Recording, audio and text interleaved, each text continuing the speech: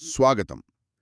ఈరోజు మనం బుద్ధుని బోధనల్లోకి ఆమ్, కొంచెం లోతుగా వెళదాం. ముఖ్యంగా జేతవనంలో 500 మంది భిక్షువులకు బుద్ధుడు చెప్పిన ఆ విముక్తి మార్గం గురించి మాట్లాడుకుందాం. దీనికోసం మన దగ్గర ఒక ఆడియో చర్చ ఉంది. అలాగే ధర్మపదంలోని పండితవర్గ శ్లోకాలు అంటే 87 నుంచి 89 వరకు వాటిపై ఒక వ్యాఖ్యానం కూడా ఉంది. వీటి సహాయంతో మానసిక శుద్ధి, జ్ఞానోదయం వైపు ఎలా వెళ్ళాలి అనే దశలను అర్థం చేసుకోవడానికి ప్రయత్నిద్దాం. సరే, ముందు ఆ సన్నివేశం చూద్దాం. వర్షాకాలం ముగిసింది. కోసల రాజ్యం నుంచి ఓ 500 మంది భిక్షువులు బయలుదేరారు. చాలా దూరం నడిచి జేతవనానికి వచ్చారు, బుద్ధుణ్ణి కలవడానికి. వారిని చూడగానే బుద్ధుడు తన ఆశయానుశయ జ్ఞానంతో, అంటే ఇతరుల మనసులో ఏముంది, వాళ్ల గ్రహణశక్తి ఎలా ఉంది అని తెలుసుకునే ఆ శక్తితో వాళ్లు ఉన్నత ధర్మాన్ని వినడానికి సిద్ధంగా ఉన్నారని గ్రహించారు. అవును, అది చాలా ముఖ్యం కదా. బుద్ధుడు ఎప్పుడూ బోధించే ముందు వినేవాళ్ల సంసిద్ధత చూసేవారు, వాళ్ల పరిపక్వత స్థాయి ఎంతో ఉంది అని. ఆడియో చర్చలో చెప్పినట్లు ఈ ఆశయానుశయ జ్ఞానంతో వాళ్లలో ఉన్న దోషాలు, వాటిని పోగొట్టుకునే శక్తి ఎంతుందో కూడా ఆయనకి అర్థమైంది. ఈ 500 మంది భిక్షువులు అప్పటికే చాలా సాధన చేసి ఉన్నారన్నమాట.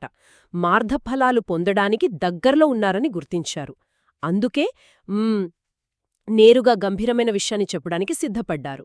అప్పుడు బుద్ధుడు వారికి 3 శ్లోకాల్లో మొత్తం విముక్తి మార్గాన్ని చెప్పారు.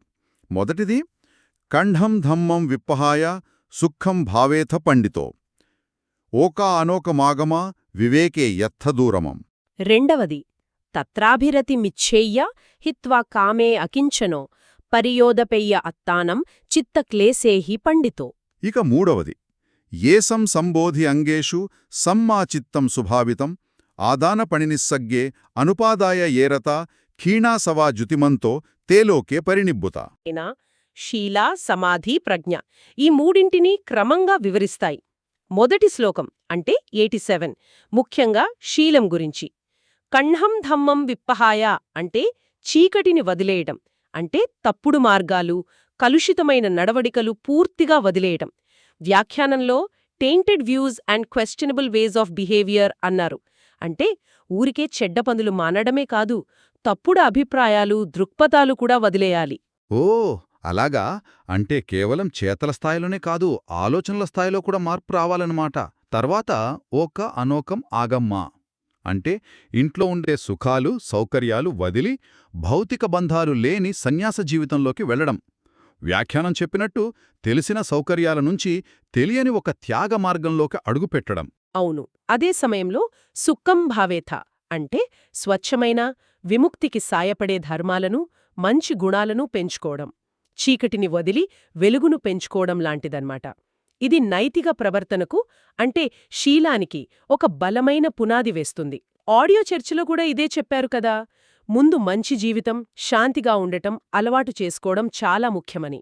ఆచరణలో చూస్తే పంచశీలాలను పాటించడం అంటే హింస, దొంగతనం, తప్పుడు లైంగిక ప్రవర్తన, అబద్ధం, మత్తు పదార్థాలు, వీటిని మానేయడం.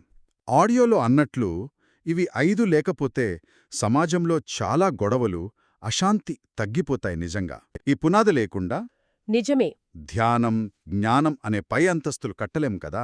సరిగ్గా చెప్పారు. ఆ పునాది లేకుండా పైకి వెళ్లడం కష్టం. అందుకే శీలం మొదట వస్తుంది. ఆ నైతిక పునాది వేశాక ఇక రెండవ శ్లోకం 88 ఇది సమాధి దశకు, అంటే మనస్సును శుద్ధి చేసుకోవడానికి దారి చూపుతుంది. హిత్వా కామే ఇంద్రియ సుఖాలు, వాటిమీద ఆసక్తి వదిలేయడం, అకించనో అంటే ఎలాంటి ఆస్తులు, అటాచ్మెంట్స్ లేకుండా, వ్యాఖ్యానం చెప్పినట్లు ఎనటాచ్డ్గా ఉండటం. ఇక్కడ తత్ర అభిరతిం ఇచ్చేయ ఇది కొంచెం ఆసక్తికరంగా అనిపించింది. అంటే ఆ విముక్తి, నిబ్బాణం పట్ల కోరికను కలిగి ఉండటం. ఆడియో చర్చలో కూడా we have to keep the desire for liberation అని స్పష్టంగా చెప్పారు. అంటే అన్ని కోరికలను అణిచేమని కాదు, మన కోరికను సరైన వైపు, అంటే దుఃఖం నుంచి బయటపడే వైపు మళ్లించమని అర్థం చేసుకోవాలా? అవునవును, అది చాలా ముఖ్యమైన పాయింట్. ఆ కోరిక ఒక సరియైన ప్రేరణన్నమాట. లేకపోతే సాధన ముందుకు సాగదు కదా. ఇక శ్లోకం చివరి భాగం పర్యోదపేయ అత్తానం చిత్తక్లేశేహి అంటే పండితుడైనవాడు తనను తాను ఆ మానసిక మాలిన్యాల నుంచి శుద్ధి చేసుకోవాలి. ఈ చిత్తక్లేశాలు అంటే ఏంటి అనేది వ్యాఖ్యానంలో బాగా చెప్పారు. ముఖ్యంగా 5 అడ్డంకులు, వాటిని నీవరణాలు అంటారు. నివరణాలు అవేంటవి? మొదటిది కామచ్ఛంద, ఇంద్రియ వాంఛ. రెండవది వ్యాపాద, కోపం, ద్వేషం. మూడవది థీనమిద్ద, సోమరితనం, బద్ధకం. నాల్గవది ఉద్ధచ్చ, కుక్కుచ్చ, మనసులో అశాంతి, ఆందోళన. ఐదవది విచికిచ్ఛ, సందేహం, స్థిరత్వం లేకపోవడం. ఓ, ఈ 5ంటిని వ్యాఖ్యానంలో నీటితో పోల్చడం అది చాలా బావుంది. రంగు కలిపిన నీరు వాంఛ, మరుగుతున్న నీరు ద్వేషం. అవును, నాచుపట్టిన నీరు బద్ధకం, గాలికి కదిలే నీరు అశాంతి, బురద నీరు సందేహం. ఇలాంటి నీటిలో మన మొహం మనం స్పష్టంగా చూసుకోలేం కదా. అలాగే ఈ మానసిక అడ్డంకులుంటే మనసు నిజస్వరూపాన్ని చూడలేం, ఏకాగ్రత కుదరదు. నిజమే. ఈ నీవరణాలను మనం ధ్యాన సాధనతో అంటే సమాధితో తాత్కాలికంగా అణచివేయవచ్చు. వ్యాఖ్యానంలో ఓవర్కమింగ్ త్రూ రిప్రెషన్ అన్నారు. మనసుని ఈ అడ్డంకుల నుండి విడిపించి ప్రశాంతంగా ఒకే విషయంపై నిలపడమే సమాధి లక్ష్యం. బురద నీరు కిందకి తేరుకున్నట్లు అన్నమాట. కాని కొన్ని నీవరణాలు ముఖ్యంగా సూక్ష్మస్థాయిలో ఉండేవి. అవి పూర్తిగా పోవాలంటే మాత్రం జ్ఞానమార్గంలో పై స్థాయిలు చేరాలి. సోతాపన్న, సకడాగామి అలా. ఇది ప్రజ్ఞతో ముడిపడి ఉంటుంది. అంటే శీలంతో పునాది వేసి సమాధితో మనస్సుని శుద్ధి చేసుకున్నాక అసలైన విముక్తికి దారితీసే ప్రజ్ఞదశ వస్తుందా? 3వ శ్లోకం 89 ఇదే వివరిస్తుందా? ఖచ్చితంగా. 79వ శ్లోకం ప్రజ్ఞను, దాని ఫలితాన్ని చెబుతుంది. ఏసం సంబోధియంగేసు సమ్మాచిత్తం సుభావితం. అంటే ఎవని మనసు అయితే సంబోధి అంగాలలో బాగా శిక్షణ పొంది అభివృద్ధి చెందిందో. సంబోధి అంగాలు అంటే ఫ్యాక్టర్స్ ఆఫ్ ఎన్లైటన్మెంట్, భోజంగాలు అని కూడా అంటారు కదా. అవేంటి? వ్యాఖ్యానంలో 7 అని చెప్పారు కదా. ఉత్సాహం, 4 పీతి, ఆనందం, సంతోషం, 5 పస్సద్ది, ప్రశాంతత, నిశ్చలత, 6 సమాధి, ఏకాగ్రత, 7 ఉపేక్ష, సమత అంటే దేనికి అతీతంగా ఉండటం. వీటిని బాగా డెవలప్ చేసుకోవడమే ప్రజ్ఞకు మార్గం. వీటిలో సతి అంటే మైండ్ఫుల్నెస్ చాలా ముఖ్యం అని ఆడియో చర్చలో అన్నారు కదా. దాని గురించి కొంచెం చెప్తారా? తప్పకుండా. ఆడియోలో చెప్పినట్టు సతిలో 2 ముఖ్యమైన స్థాయిలున్నాయి. ఒకటి మామూలు ఎరుక, మనం రోజువారీ పనులు చేసేటప్పుడు, నడుస్తున్నప్పుడు, తింటున్నప్పుడు నేను ఇది చేస్తున్నాను అని తెలుసుకోవడం. ఇది కూడా ఉపయోగమే. మన జీవితంలో కొంచెం స్పష్టత వస్తుంది, కొంత ఏకాగ్రత కూడా. కాని విముక్తికి ఇది ఒక్కటే చాలదు. మరి 2వ స్థాయి అదే ముఖ్యమైనదా? అదే సమ్మాసతి. ఇది విపశ్యన ధ్యానంలో భాగం. ఇందులో మన శరీరం కాయానుపස්සన, మన అనుభూతులు వేదానుపස්සన, మన మనసు స్థితులు చిత్తానుపස්සన, మానసిక విషయాలు ధమ్మానుపස්සన, వీటి నిజస్వభావాన్ని గమనించటం. అంటే అవి నిరంతరం మారుతూ ఉంటాయని, అనిత్య, అసలైన సంతృప్తిని ఇవ్వలేవని, దుఃఖ, వాటిలో శాశ్వతమైన నేనులాంటిది ఏదీ లేదని అనాత్మ చూడటం. ఈ లోతైన గమనింపే ప్రజ్ఞకు దారితీస్తుంది. అయితే ఆడియోలో మిథ్యాసతి, రాంగ్ మైండ్ఫుల్నెస్ గురించి కూడా ఒక హెచ్చరిక ఉంది. ఉదాహరణకి దొంగతనం చేసేవాడి ఏకాగ్రత లేదా వేటగాడి ఏకాగ్రత. అక్కడ కూడా ఎరుక ఉంటుంది గదా. అవును, ఉంటుంది. కాని దాని ఉద్దేశం చెడుది, అకుశలం. కాబట్టి అది తప్పుడు ఎరుక అవుతుంది. మనకు కావాల్సింది విముక్తికి దారితీసే సమ్మాసతి. అంటే మనం చేసే పని వెనుక ఉద్దేశం చాలా ముఖ్యమన్నమాట. సరిగ్గా గ్రహించారు. సతి అనేది ఒక మానసిక శక్తి. దాన్ని మంచి దారిలో వాడితే సమ్మాసతి, చెడుదారిలో వాడితే మిథ్యాసతి. ఈ 7 భోజంగాలను, ముఖ్యంగా సమ్మాసతిని పెంచుకుంటే ప్రజ్ఞ వస్తుంది. అప్పుడు శ్లోకంలో చెప్పినట్లు ఆధానపటిని సగ్గే అనుపాదాయ ఏరత అంటే వాళ్లు పట్టుకునే స్వభావాన్ని, గ్రాస్పింగ్, వదిలేయడంలో ఆనందం పొందుతారు. ఊరికే వదిలేయడం కాదు, ఆ వదిలేయడంలోనే ఒక స్వేచ్ఛను, ఆనందాన్ని అనుభవిస్తారు. అద్భుతం. ఇక చివరి వాక్యం ఖీణాసవా జుతిమంతో తే లోకే పరినిబ్బుత అంటే వారిలో ఆసవాలు, లోతైన కల్మషాలు పూర్తిగా పోతాయి. వాళ్ళు తేజస్సుతో వెలుగుతూ ఈ లోకంలోనే, ఈ జీవితంలోనే పరినిబ్బాణం పొందుతారు. ఆ పరినిబ్బుత అనే మాట మీద కొంచెం స్పష్టత ఇద్దాం. వ్యాఖ్యానం attained liberation in this world it self అంటుంది కదా. అంటే ఇది చనిపోయిన తర్వాత వచ్చేది మాత్రమే కాదు, ఈ జీవితంలోనే సంపూర్ణ జ్ఞానోదయం పొందడం. ఆడియోలో చెప్పినట్టు ఇందులో 2 రకాలు. ఒకటి సౌపాదిశేష నిబ్బాణం, అంటే రాగ, ద్వేష, మోహం లాంటి క్లేశాలు పోయినా పాత కర్మల వల్ల వచ్చిన ఈ శరీరం, పంచస్కంధాలు ఇంకా ఉంటాయి. అర్హుతులు ఈ స్థితిలోనే జీవిస్తారు. మరి రెండవది? అది అనుపాదిశేష నిబ్బాణం. ఇది అర్హుతుడు చనిపోయేటప్పుడు వస్తుంది. అప్పుడు క్లేశాలతో పాటు మళ్లీ పుట్టడానికి కారణమయ్యే సంస్కారాలు, కర్మశేషం కూడా పూర్తిగా నశించిపోతుంది. ఇంక వాళ్ళకి మరో జన్మ ఉండదనమాట.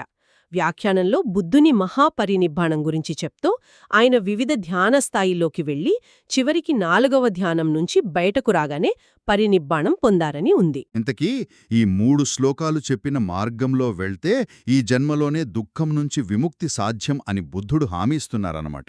అయితే అందరూ ఒకే స్పీడ్లో వెళ్తారా?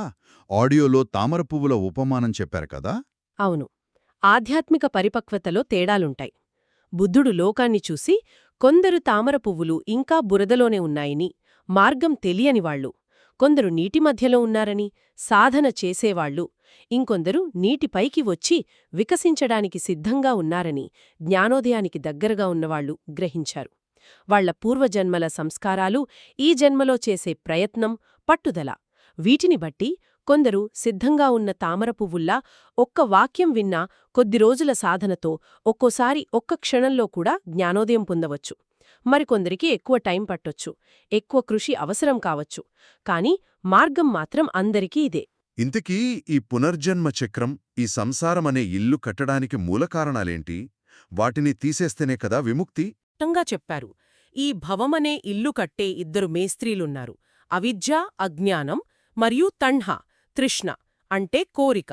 వస్తువులు, అనుభవాలు, చివరికి మన శరీరం, మనసు, వీటి అసలు స్వభావమంటే అవి శాశ్వతం కాదు, అనిత్య, దుఃఖంతో కూడుకున్నవి, దుఃఖ, వాటిలో శాశ్వతమైన నేననేది లేదు, అనాత్మ అని తెలుసుకోకపోవడమే అజ్ఞానం. ఈ అజ్ఞానం వల్లే వాటిమీద తృష్ణ, అంటిపెట్టుకోవడం, ఉపాదానం కలుగుతాయి. ప్రజ్ఞతో ఈ అజ్ఞానాన్ని తీసేసి తృష్ణను నశింపజేస్తేనే కొత్త కర్మలు ఆగిపోతాయి, కొత్త జన్మలు ఆగిపోతాయి. ఓకే, అంటే దీన్ని మొత్తం ఒకసారి చూస్తే ఈ 3 శ్లోకాల ద్వారా బుద్ధుడు చూపిన దారి: మొదట నైతిక పునాది, శీల, చెడును వదిలి మంచిని పెంచి ఇతరులకు హాని చేయకుండా ఉండటం. తరువాత మానసిక శుద్ధి, సమాధి, ఆ అడ్డంకులను, నివరణాలను దాకి ఏకాగ్రత సాధించడం, విముక్తి పట్ల సరైన కోరికను ఉంచుకోవటం. చివరిగా యథార్థ జ్ఞానం, ప్రజ్ఞ, ఆ జ్ఞానోదయ కారకాలను, బోఝంగాలను, ముఖ్యంగా ఇరుకను, సతి పెంచి వస్తువుల నిజ స్వభావాన్ని తెలుసుకుని అజ్ఞానాన్ని, తృష్ణను నాశనం చేయడం. అవును, ఇది ఒక స్పష్టమైన, ఆచరణ సాధ్యమైన, ఒకదాని తర్వాతొకటి వచ్చే ప్రక్రియ. ఒక మెట్టు తర్వాతి మెట్టుకు ఆధారం. శీలం లేనిదే సమాధి కష్టం, సమాధి లేనిదే ప్రజ్ఞ రావడం కష్టం. దీనికి నిరంతరం సాధన కావాలి, సరైన అవగాహన కావాలి, ఓర్పు కూడా కావాలి. ఈ మూలాలు కేవలం సిద్ధాంతాలు కాదు, సాధనకు ఒక దారిని చూపిస్తున్నాయన్నమాట. ఇక్కడ నాకొక ఆలోచన వస్తుంది. బుద్ధుడు తన బోధనలను సంసారమనే నది దాటడానికి ఉపయోగపడే తెప్ప, రాఫ్ట్ లాంటివన్నారు గదా. గమ్యం చేరాక ఆ తెప్పను కూడా వదిలేయాలి, మోసుకుంటూ తిరగొద్దన్నారు. మరోవైపు ఆడియోలో చెప్పినట్లు సాధనల్లో ముందుకెళ్తున్నప్పుడు కూడా ఆ సాధన పట్లగాని, వాడే వస్తువుల పట్లగాని, ఉదాహరణకి ఆ భిక్షువు తన చీవరం పట్ల మమకారం పెంచుకోవడంలాగా సూక్ష్మంగా అటాచ్మెంట్ ఏర్పడే అవకాశం ఉంది. మరి ఈ రెండింటినీ ఎలా చూడాలి? సాధన అవసరమే గదా, కాని ఆ సాధనలే అంతిమ లక్ష్యం కానప్పుడు వాటి పట్ల కూడా అనాసక్తంగా ఉండాగా, లేదా వాటి విలువను గుర్తిస్తూనే అవి కూడా శాశ్వతం కాదని, అనిత్యమని తెలుసుకుంటూ ఉండాలా? ఏమంటారు? ఈ ప్రశ్నతో ఈనాటి మన సంభాషణను ముగిద్దాం. విన్నందుకు ధన్యవాదాలు.